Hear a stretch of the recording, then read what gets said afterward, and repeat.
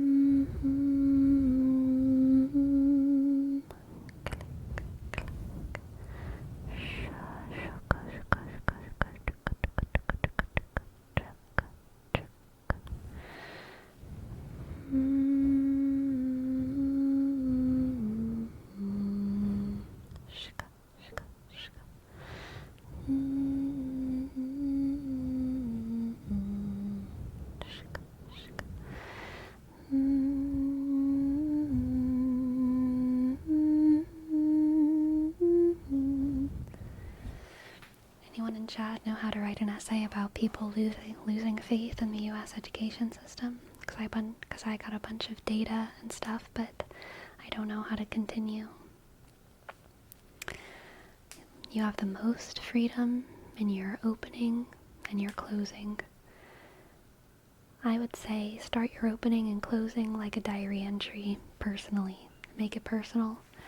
Do all your throat clearing and then cut all of it. But just like vomit a little bit to like get it out of your system, you know? Like metaphorically in text. Just get it out of your system. How your feelings, you know? And then there will be gold in that. And probably a lot of it you'll have to cut out because it'll be useless. But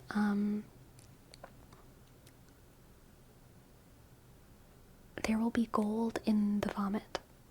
And that's what you want to keep. But you have to look for the gold. And in order to find the gold, you just gotta vomit. For your opening and closing, alright? Talk about why you wanted to write the essay, you know? And this is like vomit brainstorming. This is not actually probably going to be your first paragraph, but write about why you wanted to write the essay, what your intentions are in writing the essay, and what memories you have attached to, you know, like why you wanted to do this and stuff. And there will be gold in that. And you will extract that gold and then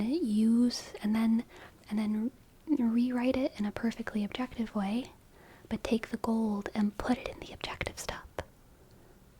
And put in some spicy transitions, and then you have an interesting, engaging opening paragraph that draws people in with a little bit of your personal spice, but also hits them with some facts. And then my formula for like body paragraphs and whatnot is pretty unspicy. It's usually just pretty objective, pretty facty. But it depends on the class, depends on the teacher, depends on if this is a creative nonfiction essay, if this is a political persuasive essay, or if this is a research essay about something that is happening and you were just trying to teach about the fact that it is happening. All of those are kind of different things, right? So like, you know, make sure that whatever you're doing applies to your life. But like, if you have freedom, then take it. If you have freedom, then take it. The more creative you're allowed to be, I would say, you know, put as much juice in it as you're allowed to. My English teacher told me to vomit my ideas first, then kill my darlings. Yeah, I feel like the way I think of it is like vomit the ideas and like kill the failures, but like keep the darlings. The darlings are fine. You just have to look at all of your children and decide which ones you want to kill and which ones are like gonna do good for you. Sleepy, what journey did you have in deciding on your classes? Aw, lucky guy with thumbs. That's a sweet question. So, there used to be someone who always told me that I should get circle classes, and I never listened to them because I was like, you're being a dumb boy, and you're giving me advice and you don't know what you're talking about. And then later in life I decided to do it. And then they were like, see? And I was like, shut up. I didn't do it for you. That's the story.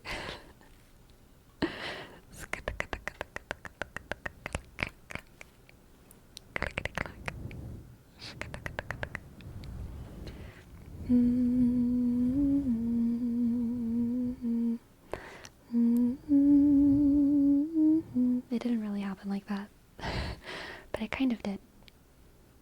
But not really. Very truncated.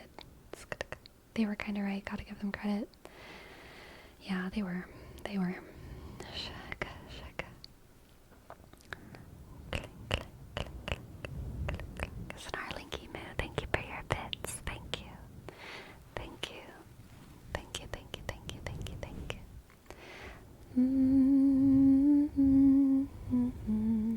Shaka, shaka. Shaka, click, click, click, click, click, click. Thank you, Pumpkin Spice. And to be fair, other people in my life have also told me that I should get round glasses.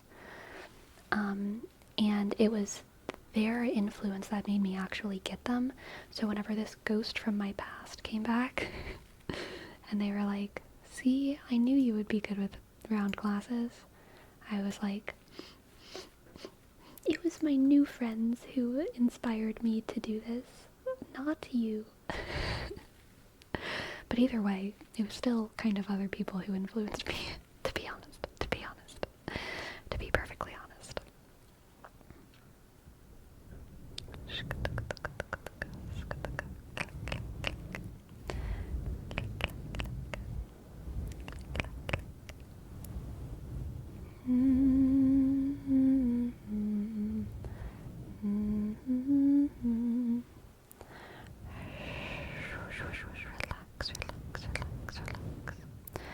What will stream be called today? Thank you, Crimson.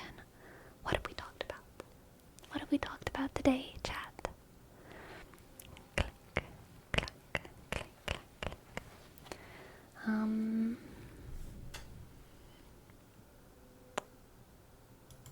We did talk about Dream Michael Cera. We did do tarot. Shaka, shaka, shaka. I think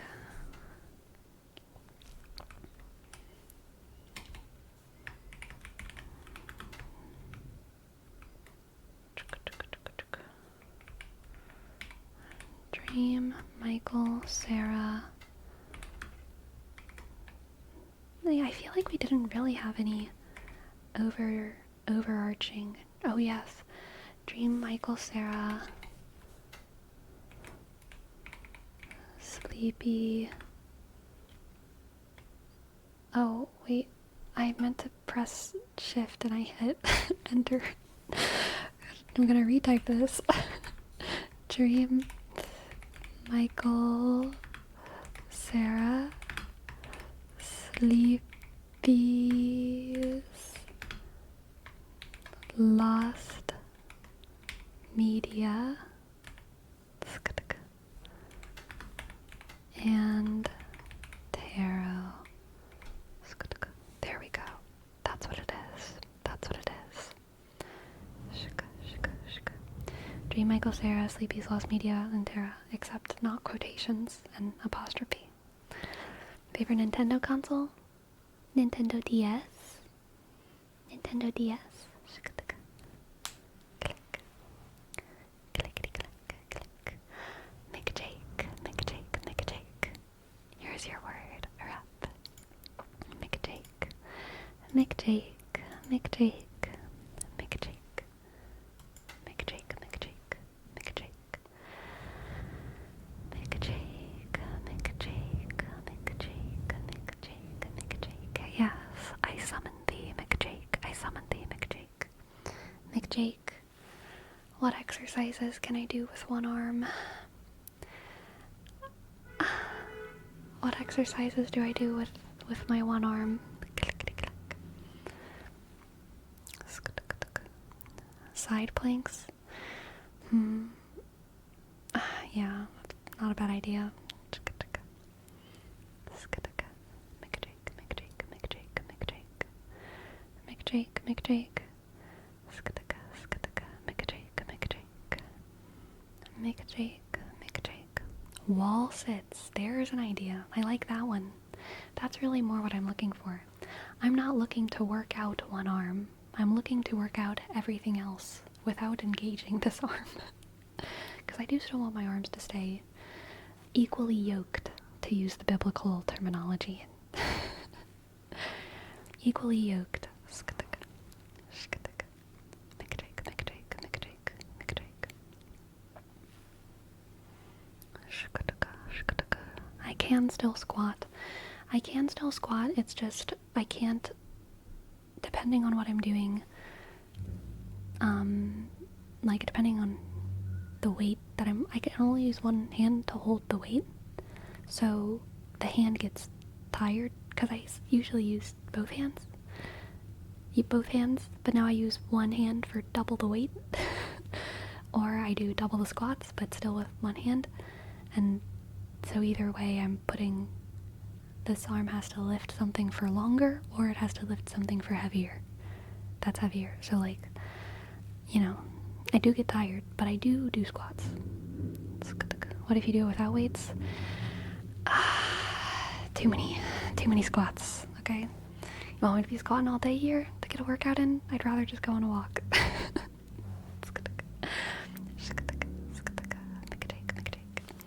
And for trial and hoe, whoosh, swoosh, whoosh, swoosh, whoosh, swoosh, whoosh, swoosh, whoosh, whoosh,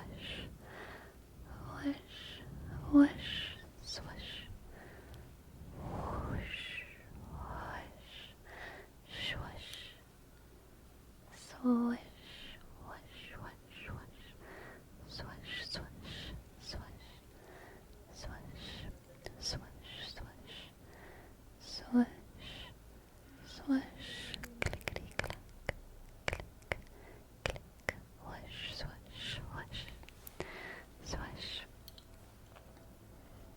click, clack, tickety-tack. Alright, my friends, it is time. It is time to waddle away. It is time to waddle into the best snail VTuber ever. Okay? The one and only Bellsprout snail VTuber. Clickety clack. Shka. Sleepy, sleepy, sleepy, sleepy, sleepy, sleepy, sleepy, sleepy, sleepy, sleepy, sleepy. I've had a wonderful time with you all tonight. I've had a wonderful time. Thank you for spending your time with me. And I'll see y'all soon, okay? I'll see y'all soon. Sleepy, sleepy. Good night, good night, good night. Sleepy, sleepy, sleepy, sleepy. Good night, good night. Good night.